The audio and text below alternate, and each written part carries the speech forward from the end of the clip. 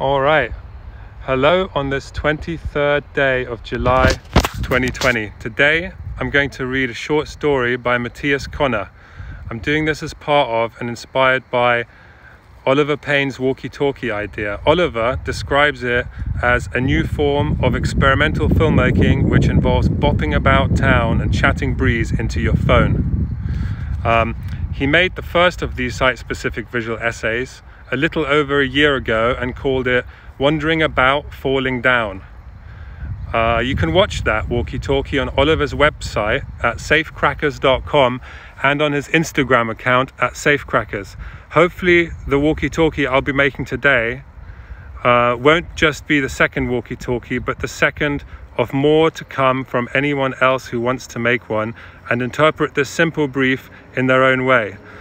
A little over 10 years ago, my friend Matt quit working with Schura at the bookshop, sold most of his belongings, including his treasured record collection,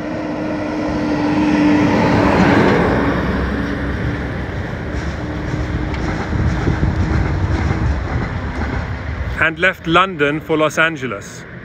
Matt's a writer, and he wrote several short stories during his time in LA. The story that I'm going to read today is called From the Chateau to Skid Row. And it's right here. This is it. This is an anthology of several of Matt's stories. I'll put it down here. It's called Friends of the Family, this anthology. It's got a really nice illustration on the front, as well as also on the back of Lindsay Lohan, drawn by Fergadelic, who's probably better known these days for the Tri-Ferg Palace skateboard logo. And it's published by Poppy Books, which is Matt's own publishing imprint inspired by his goddaughter Poppy. And on the front it has a pseudonym or nickname Wolfboy, or sometimes people just call him Wolf or Wolfie. And on the inside cover, are some other titles of all his different stories that he's written, as well as thanks and acknowledgements, and a lovely touching in memoriam to Anne Schultz, who's Kate's mum. So for the time Wolfie lived here in LA, he volunteered at a women's shelter in downtown Skid Row neighborhood. The first story in this anthology is inspired by that time he spent helping out at the shelter, but he jumps around quite a bit in this story and uses the Skid Row experience more as a framing device or a launch pad, I suppose. So, and I also make a cameo in the story early on, because Wolfboy doesn't drive, never has, never will. And in my work as a location scout and location manager, I drive around quite a bit. And I was always happy to give Matt lifts or have him ride along with me on some of my scouts, which I suppose was a bit like the LA equivalent of going around to a friend's house for a cup of tea and a catch-up. So I'm going to read this story today, and as I read it, I'll be moving through the locations that the story is set in. It should end up at around 30 minutes total or so. And I'm filming this on my phone on Instagram Live, so there'll be a little bit of time between each segment as I make my way from place to place. And once it's all shot, I'll stick it all together and I'll make it as one film, available as one whole film tomorrow, and I'll post it in my stories on an Instagram Live, and I'll put an external link in the bio too. All right, so here it goes. This morning, I'm surprised to find 2 empty seats on the normally packed train. Only when I am seated do I understand why no one else has taken them. I feel guilty noticing, and this makes me more determined not to show the rest of the carriage that, even if I had, it does not concern me as much as it did them. The man sitting across from me, holding his nose and fanning his face with his hand, bothers me. He has no compassion. Has he no compassion for the fate of his fellow human being? Yes, the smell emitted was an acidic one, and grabbed you by the throat until it threatened to choke you. But then surely the smell would become more tolerable as you acclimatized to it, as would your eyes adjusting to a change in the light. It is obvious that she has been living outdoors for a great many days, and underneath the layers of plastic sheeting, the doors are closing. she She is shivering and condensation has begun to gather. At the far end of the carriage, a pair of police officers make progress, moving in our direction, inspecting passengers' tickets. For the most part, the metro system here runs on an honesty system. People can come and go, apart from during peak times, without anybody checking their ticket. I cannot imagine the police officer shaking her awake, but when one of them asks her if she has a ticket and she responds negatively, she tells her that she will have to get off at the next stop. Even though the train is going as far as Atlantic, I suspect that the woman, like me, is heading downtown, where a short walk from the old-fashioned splendor of Union Station, many of the city's homeless congregate on Skid Row. When the train pulls into the next station, the police officers approach her. "Come on, you've got to get off here." His colleague stands between the doors to prevent the train from leaving. She slowly pulls herself up. The look of relief on the man's face sat opposite me when he removes his hand from his nose makes me feel sick. I have heard people reminisce that Skid Row is not what it used to be, as if it were a rock band that has grown too successful. That when they were first moved to LA it was bigger, poorer, scarier, sicker, better than that now. It is just a pale imitation of itself. Later that morning, when I look out at those waiting to be served in the dining room of the kitchen, I wonder if anyone else has told them that this, and told them this. If they have, does that make being hungry, addicted, or homeless any easier? I think about the woman on the train that day, and how I should have said something, made my opinion known, that there is a place for her in here.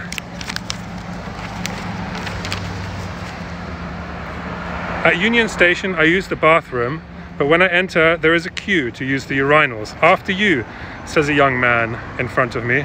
He steps aside to let me pass, and when I finish, he lets the man who was behind me go in front of him. Tracy's speech before lunch addresses some of the ladies' fears that the seeds in today's salad might influence any forthcoming drug tests. "These are sesame seeds, and the seeds that some of you are thinking about are poppy seeds," she explains. "It is Friday, which means Barbara has made the desserts.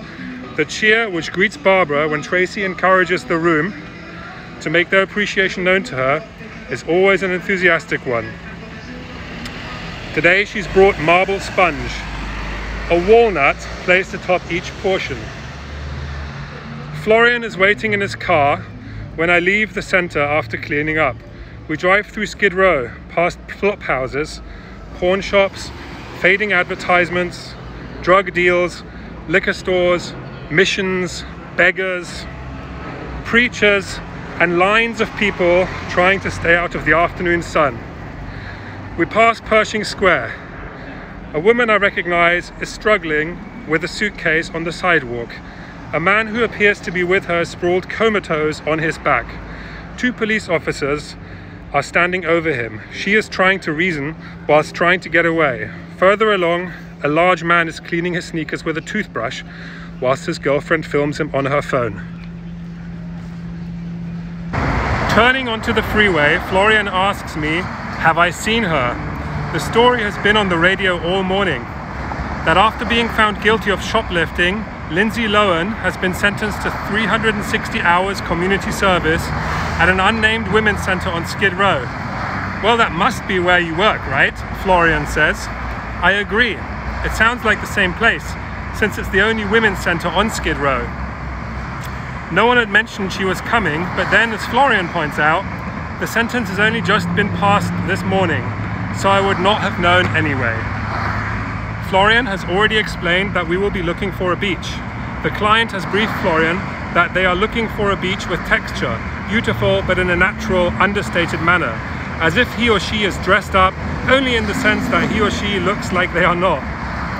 Some days, Florian is asked to cast for derelict warehouses, or loft apartments, or Japanese ornamental ponds, or dry lake beds, or single-story houses in a specific pink.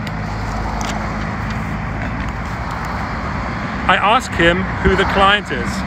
He cannot tell me and refers to the codename Rainbow, what he has been instructed to do. I push him further as I know he wants to tell me because, unlike most of the clients he works for and gladly tells me the names of, He knows I will recognize this one. The iPhone, I question him.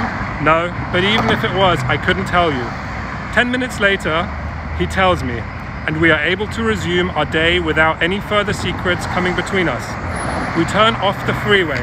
We pull up at a Trader Joe's and buy Cokes and sticky donuts and eat them in the car.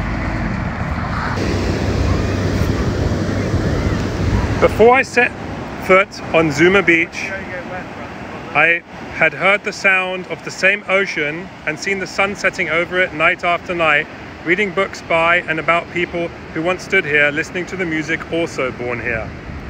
In her book, The White Album, Joan Didion moves to Malibu from Hollywood to escape the paranoia in the wake of the Manson killings she saw as characterizing the end of the 60s and search for a new, more peaceful life.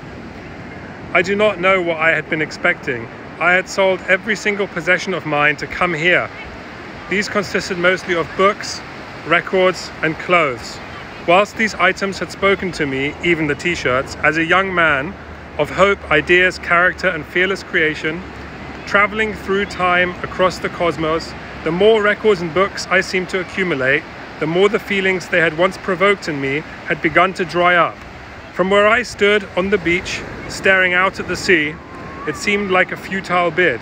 By getting rid of my possessions, I had hoped to be reborn as the person I was before and capture what I had when I still thought that by listening to a piece of music or by reading a book, I could hear the ocean in the distance. I hear Florian shouting after me. I respond by walking after him in the direction of the car.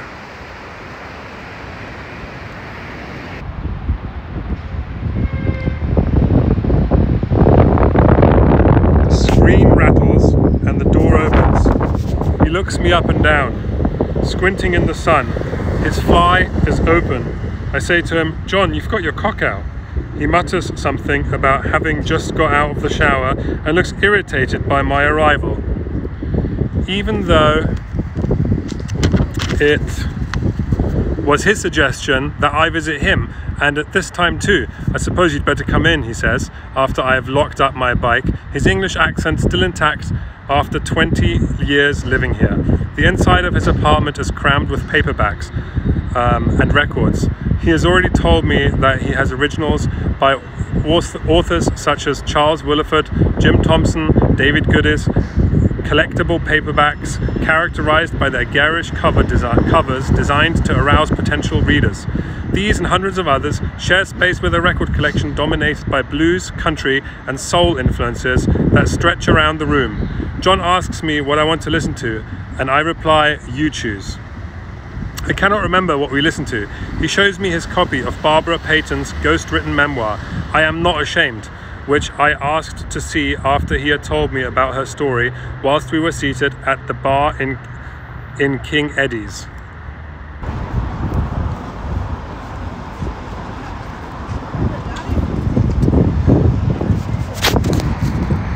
Barbara Payton moved to Hollywood in 1947 with her second husband when she was just 20. She was described by one newspaper as the queen of the nightclubs, and her marriage ended as quickly as the affairs had begun. Making her acting debut in the film noir Trapped, Payton was enjoying the trappings of success in Hollywood. By now, the doors of fashionable hotels, restaurants, and nightclubs were held open for her as soon as she stepped out of her car on the arm of one of the leading men, and she was ushered in, past the civilians, the baying photographers, straight to the best suite table or roped off VIP area. This is not a morality tale, but Payton's view of Hollywood was not to last. By 1960, after a series of scandalous tabloid stories about her personal life, the 32-year-old Payton found herself adrift in Hollywood, ignored by her former co-stars and the studios who employed her, living in a succession of boarding houses before finally living on the street, turning tricks in waiting cars to get by. The same doors that had once opened as she approached now remained closed. It was in the hard years that followed on Sunset, somewhere between the splendor of the Chateau and Skid Row, that a hack approached Payton about writing her biography.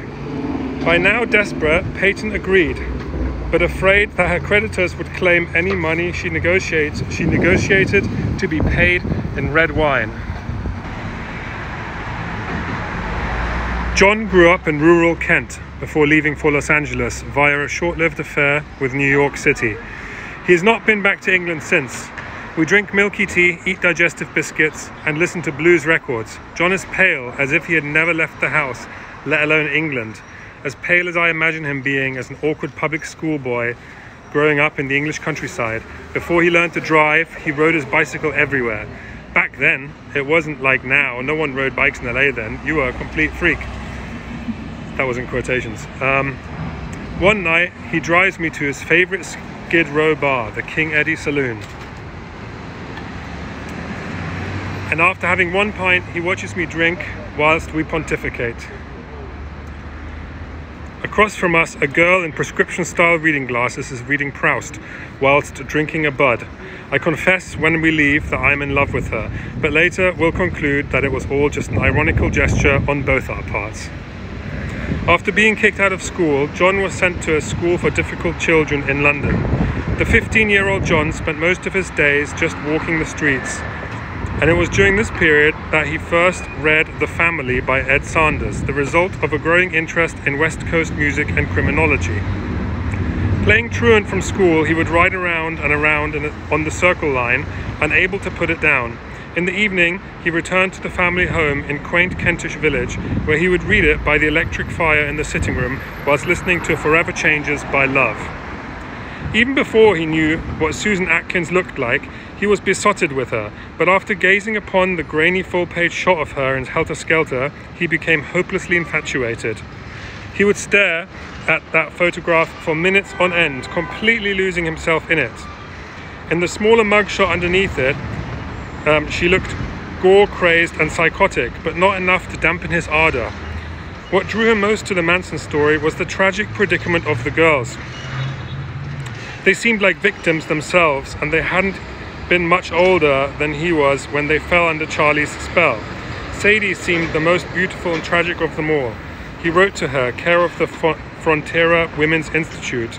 A few weeks later, he received a short letter back, in which she informed him that she had seen the light and attempted to divest him of his fixation. John's interest in Manson had faded by the time he made it to LA in the mid-80s. Interesting to consider, though, that at that time those girls were in their mid-30s and some of them were fairly accessible. In particular, he now wishes he had driven out to Trona to meet up with Kathy Capistrano Gillies, who was living in that desert hellhole. In hindsight, John thinks the Sadie infatuation probably had an unhealthy effect on the kind of women he has subsequently gravitated towards. And later, when I see an exhibition of women's portraits he has painted, many of the subjects are characterized by the same attributes that Manson's girls share. These girls are pill-poppingly skinny, more pale than they are white, forever lost in their 20s, a possible unfulfilled artistic streak lurking within. Sometimes I will meet John at Story's bookshop on Sunset, where he works. When I cycle there to visit him, he sometimes comments, "I'm looking sportier since arriving here." For a long time, John's own writings on, quote, the lower slopes of journalism, unquote, as he describes them himself, have circled and ducked the often imagined pressure of doing something meaningful or creative. But more recently, he admits he's been gripped by the ambition to leave behind a unique signature of his own. First, there came a volume of his poetry. Since then, there have been exhibitions of his portraits and more poems, many of them about the effort to resist doing something meaningful. That morning, John had met a man in a Denny's to sell a first edition of Ask the Dust that John had found for a few dollars in a yard sale years before. They concluded the deal so people would not mistake their exchange for a drugs transaction in the diner's bathroom. The first time I came to Hollywood, a young woman fed me soup and dill pickles, washed down with champagne in her back garden, whilst police helicopters circled noisily overhead. their spotlight swooping down on the neighborhood. In her bedroom, cramped with books, Dennis Johnson, Rimbaud, John Didion, Raymond Carver, and records, Patti Smith's first 7 inches, a signed Nicky Sudden album, Noi, coolly leaning against the wall, we listened to the alter ego of Graham Fellowes' Jilted John's LP, True Love Stories.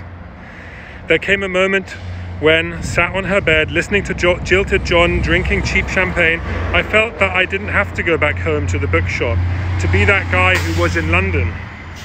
I had written a series of short stories that I had published in photocopied pamphlets that resulted in me being asked by Ooga Booga, a tiny bookshop hidden above a bakery in Chinatown, to sit behind a trestle table at the Contemporary Art Fair. She was at the table next door,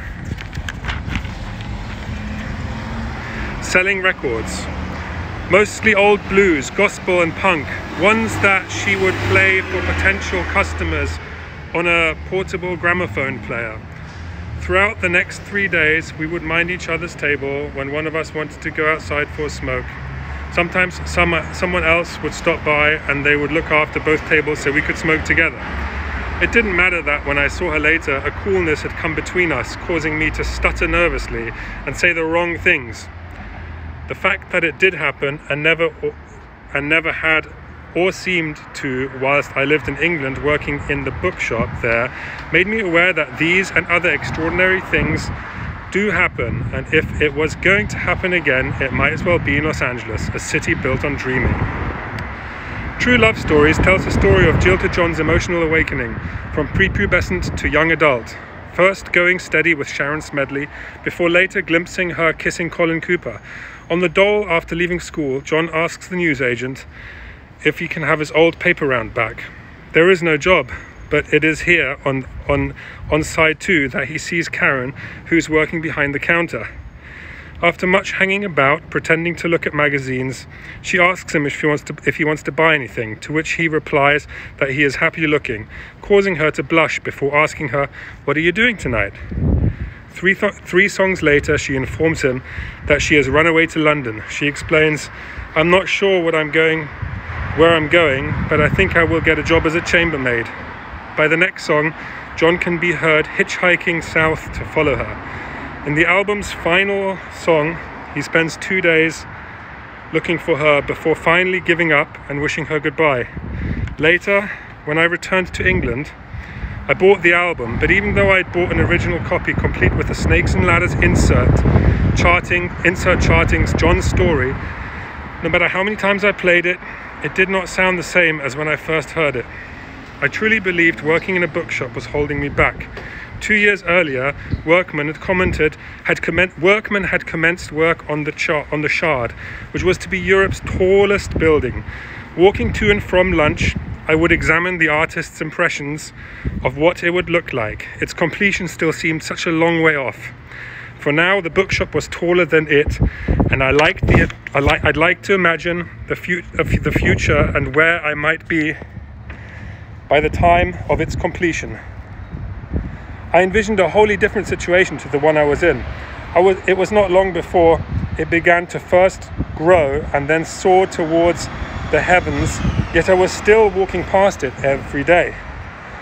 I was painfully aware that I was exactly the same person as before, only older. If they could build Europe's tallest building during the time I passed it to and from Pret, dreaming, I knew I had to get out of there before it was too late. I'm writing this 4 weeks to the day when I met you at the Chateau Marmont. I tell the receptionist I'm here to see you, and he tells me to take the lift to the suite on the top floor. It's very casual in here, in contrast to its reputation as a place where the famous meet. I mean, just about anyone could walk in off the street, except this being Hollywood, there isn't anyone on the street, and those that are would be spotted immediately as they made their way up to this curling driveway. You were checking out in an hour, but your flight did not leave until 4, which still gave the pair of us a couple of hours before your car arrived. The suite is a collection of white rooms and covers an entire floor. It is strange to meet you here in this manner because I am more commonly used to seeing you in the small independent bookshop in London where we both used to work together. I imagine it is much like the top floor of any big hotel, except that I have not spent so much time in big hotels, especially in their suites on the top floor. And this, after all, is the Chateau Marmont, which, if one reads glossy magazines and hospital waiting rooms, is perhaps the most iconic hotel in the most iconic of neighborhoods, in the most iconic of cities, of iconic countries in our Western world. Standing on the balcony, I think of Reckless Eric's song Whole Wide World. When I was a young boy, my mama said to me, there's only one girl in the world for you, and she probably lives in Tahiti. The views overlook huge swaths of Hollywood, and today there is a vast billboard 3 stories high for iTunes featuring the Beatles circa the White Album. It is a view that many people dream of one day seeing, even if they are still unsure of what it is they're dreaming about and what it will mean to be this person they're dreaming about. That is because unless you work for the hotel, this is a view looking down at the streets from this particular angle that is exclusive and only ever experienced by a tiny minority of those who come here. Most people simply have to make do by craning their necks and looking up.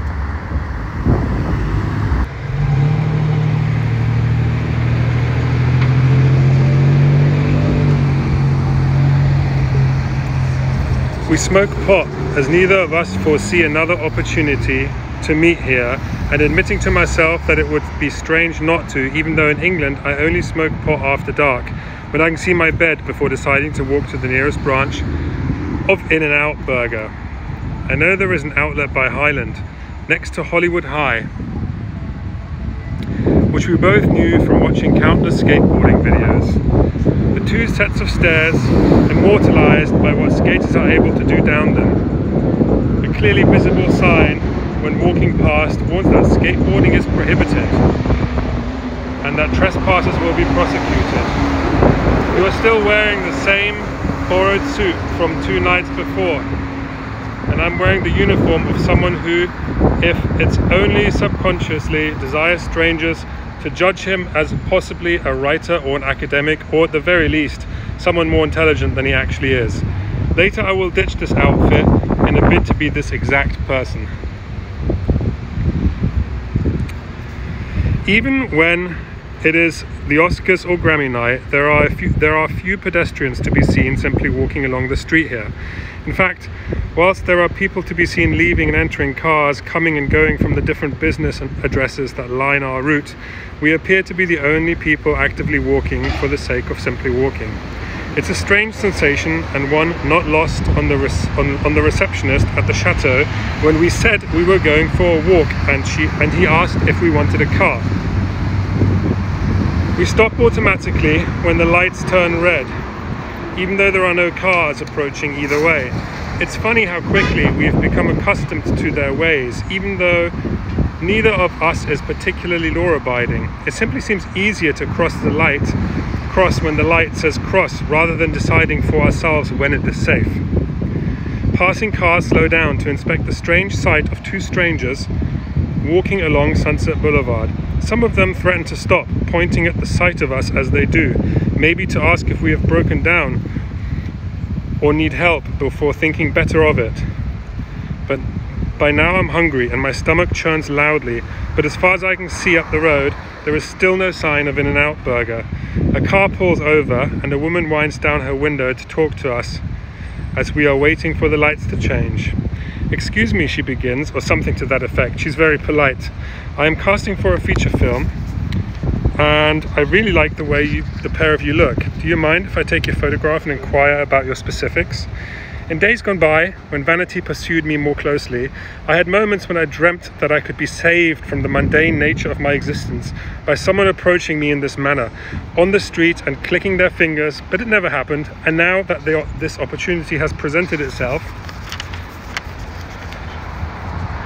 I cannot understand for the life of me why I would have wanted this in the first place. All I want is a cheeseburger, fries and maybe a milkshake, even though I cannot decide about which drink yet.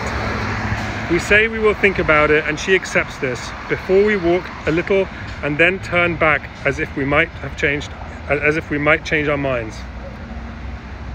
That was close, we tell each other, after we've wished each other a good day and have resumed our walk.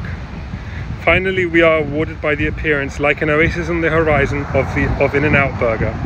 By now my throat is parched and my clothes feel sticky on my skin.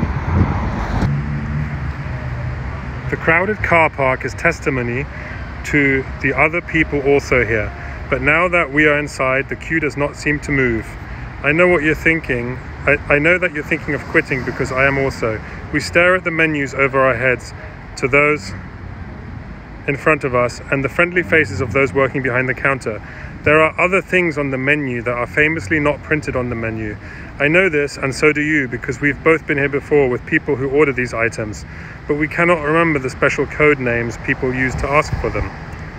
There is a jungle something, I tell you. A jungle something, you agree, but neither of us can remember what this jungle thing is. There was also something about fried onions, melted cheese, and a pinky white gloopy Thousand Island dressing, but these items are not on the actual menu and also known only by their code names. I feel like a tourist in here, especially dressed as I am. We decide to stick to the overhead menu and order cheeseburgers, fries, a Coke, and a milkshake. Then we stand out of the way to the side of the counter and wait for our number to be called. It is busy, and the numbers being called don't seem to have any order. People behind us in the queue are now moving forward to collect their food.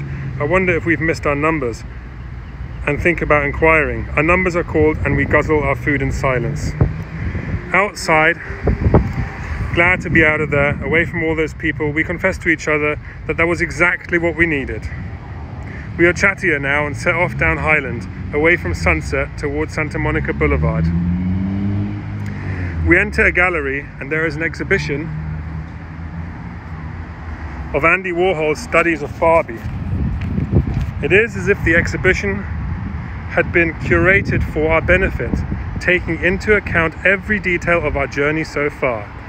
I mean, we say to each other, how did they know, after our earlier chat about maybe going to an exhibition or a museum, that we really wanted to do was simply see a couple of airbrushed Barbies by Warhol? That is synergy, we both agree. Across the road there's a bookshop. Again, how did they know? Stuffed like literary chicken, full of paperbacks.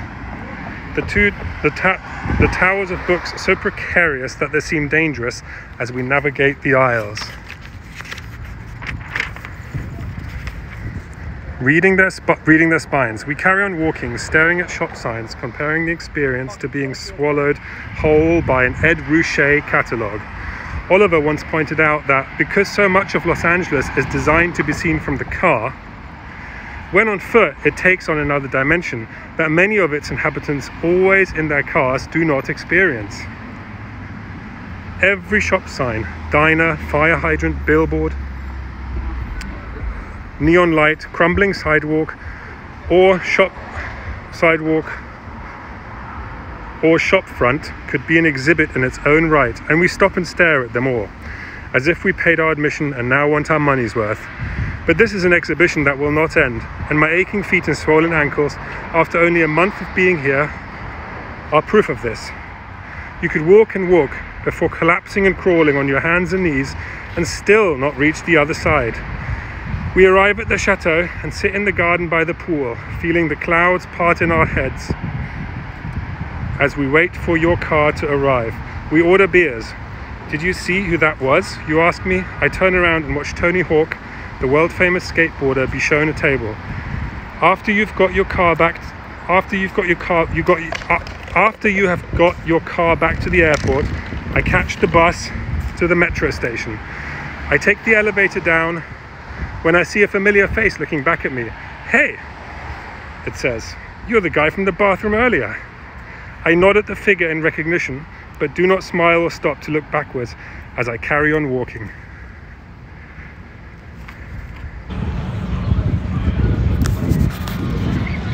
It was then that I saw her platinum blonde hair, crimson lips, and huge sunglasses moving across the dining room. Later I will recall that she is being accompanied by another person who is also blonde, wearing sunglasses and similar in stature.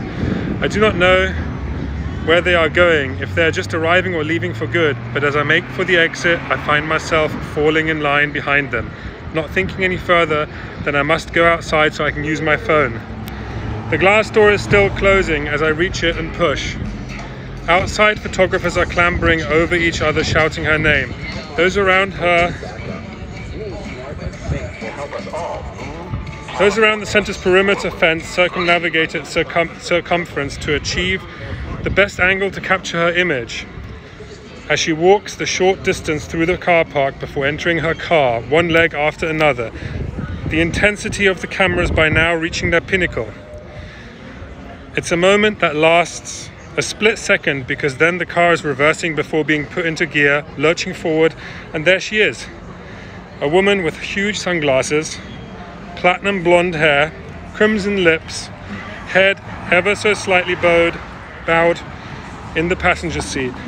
The photographers try and keep pace, whilst others make for their vehicles. Some of them are still running when there is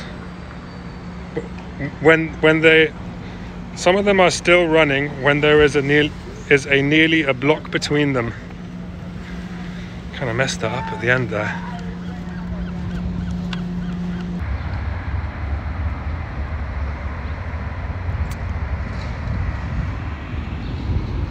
And that's it.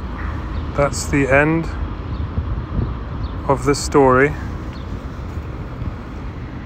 From the Chateau to Skid Row, written by Matthias Wolfboy Connor and read today by me as a part of this anthology called Friends of the Family. And there are lots of other titles that are also available that Matt has written, and these are just some of them. Thank you for watching. You can buy your own copy of this anthology of stories or others by emailing him at matthiasconnor@hotmail.com, or from shops like Ooga Booga at oogabooga.store.com and other finer outlets. Miss you, Matt. Miss chatting with you. Don't see you nearly enough these days. And let's hang out soon.